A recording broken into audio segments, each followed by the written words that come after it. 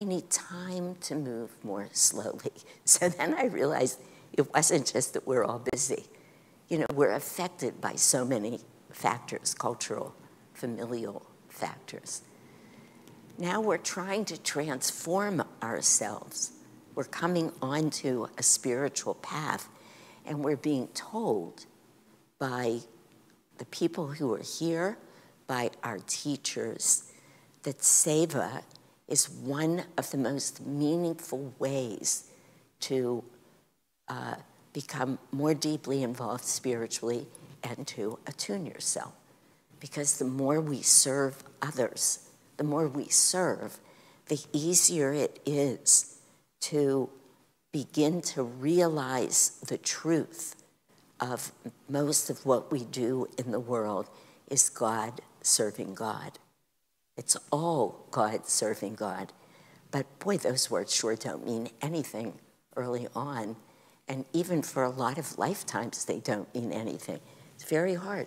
Just like God is always the doer, you know. And it brings to mind that joke about the farmer and the priest or whoever it was who came to him and said, oh, whatever his name is, you and God, I see you and God have done a great work here.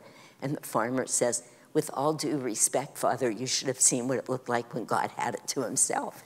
You know, we really, it's very hard. It takes such deep attunement to feel the divine flowing through us and making it all happen. And it's very hard to hold the experience of each of us being sparks of the same divine. And so, at some point, we're all out here, an infinite number of sparks, whether it's a banana slug or a gorilla or a flower or a human being.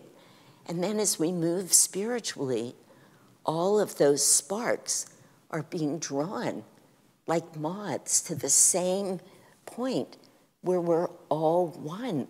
But even just shy of that, it's so hard to have that experience. We all look so separate, even though the truth is we are all one. So it's always God doing everything, and it's always God serving God. But the ego just will not let us grok that. It just won't. And as long as there's ego, which of course there always is in the human condition, it's so complicated. So a long way of saying this whole thing about seva, which is so meaningful, is also profoundly difficult. Having said that, saying yes is probably almost always until one, not you, but one has the ability to be so discerning, to say, this is not my dharma. It's not my karma or my dharma. And to know that for sure. And that begins to happen more and more. That we realize that is not mine to do. That will not help me grow spiritually. But it takes a long time to get to that place. And I think until we know that, either we say yes and we step in and we realize in a little bit, oh no, that wasn't for me. And then we back out gracefully and for the right reason, because we've said yes, we've come in. It wasn't that we were guarding our energy. It's that we can feel we're not expanding, whether we just can't expand right then in that way. Maybe we never will. Maybe it'll never be ours. It's not mine in this lifetime to be a teacher. I mean, a kiddie teacher. It's just absolutely not mine. If I were asked to do that, it would not be good for me. The teachers who are being asked to do that and who say yes, I say it's better for them to say yes and make it snappy and do it with great energy and bring everything they can to not feeling only fatigued or only, because it's their dharma, but it's not mine. So it's a big difference. Most of those people could not have practiced medicine like I did. More hours than they do, by the way, many more hours. But it was my dharma. Most of them can't come here and teach. It's not their dharma. It's just we find our place. But until then, we can either say yes and then stop and feel. Am I in the right place? Maybe, okay? Go a little further, stop and feel.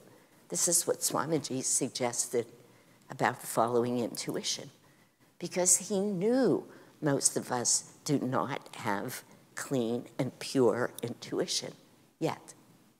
So he said, take little steps and then stop. Don't be so arrogant that you go flying into everything. Of course, there are those times in life where we get, I mean, I'm looking at David, who had a great job, who was managing many people, who was making a lot more money than he's making now. I mean, I could go on and on. He was good at what he did. He was offered the job as community manager and almost without a beats pot said yes. He knew it was his. He knew he wanted to be on a spiritual path, to be growing spiritually, to live in community. That was the way. And I don't think it's all been easy. I'm speaking for him, and I'll keep doing that for now. But I don't think in a meaningful way he's ever looked back and said, boy, that was a mistake. No, because we step into positions of seva and we know that we're going to be stretched and expanded. They're not going to be easy. We don't, I mean, sometimes it's easy. You know, cooking Thanksgiving is pretty easy for me now, and I love it. Or, you know, helping somebody put table decorations out. That's not a stretch or hard. That's just wonderful, happy seva. But a lot of what I do in the world is a stretch, but it's a stretch in the right direction. And when we doubt, this is the final part of this answer, which has become a class, forgive me, but it's a very important topic, actually. When we really doubt, then again, we go and ask somebody. We seek spiritual counsel.